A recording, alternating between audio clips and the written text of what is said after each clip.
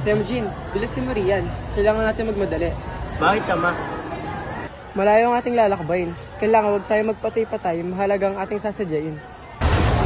Naguguluhan ako sa'yo, Ama. Kanina mo pa sinasabing importante ang sadya natin sa ating pupuntahan. Ika-siyam na taong gulang na. Sa edad mong iyan, ay dapat ka nang pumili ng iyong mapapangasawa. Tay, masyado pa akong bata para sa mga bagay na yan. Ang mga yan ay para sa mga matatanda lamang. Aba, ang batang ito, hindi naman agad kayo magpapakasal. Mangangako ka lang na siya ang iyong pakakasalan. Ah, ganun po ba yun? Oo anak, kayo nabibilang sa tribong Borjigin. Kaya't ikaw ay pipili ng iyong babaeng mapapangasawa sa tribong Merit. Ba't sa tribo Merit pa siya kailangan magmula? Hindi naman yun ang ating tribo. Malaki ang atraso ko sa tribo, kaya sa ganitong paraan, ako'y babawi sa kanila. Sa tingin mo ba may kakalimutan nila yun na ganun na lamang? Hindi ko alam. Tingnan natin kung anong mangyayari. Kung sa mabuting may gagawin na kung paraan, isa sa wala.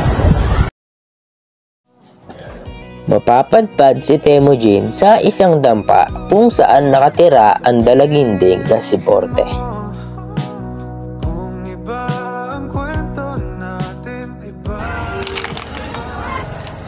Sino ka? Bakit ka nandito? Hindi kita kilala! Huwag ka maingay, wala akong masamang balak sa'yo.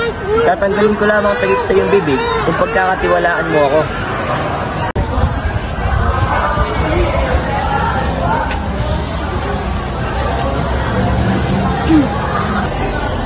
Paano kita pagkakatiwalaan kung hindi kita kilala? Kahit di mo kilala, kaya ko patunayan sa'yo na mabuti ako. Sige nga, paano mo papatunayan? Basta huwag mong tatawanan ang aking sasabihin. Sige nga, tignan natin.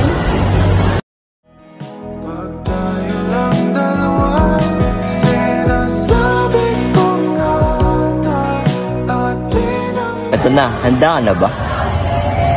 Oo, kanina pa. Ang bagal mo kaya. Nais ko sanang ikaw ang babaeng mapangasawa ko. Sira ulo ka ba? Seryoso ako, papayag ka ba? Ganun-ganun na lamang ba yun? Alam ko mahirap akong paniwalaan, kaya mong ipaliwanag ko sa iyo. Kasama ko si Tay, kami pupunta sa tribo ng mga Merit upang pumili ng aking mga mapapangasawa. Ngunit ikaw ang ibig ko, ikaw ang pinipili ko.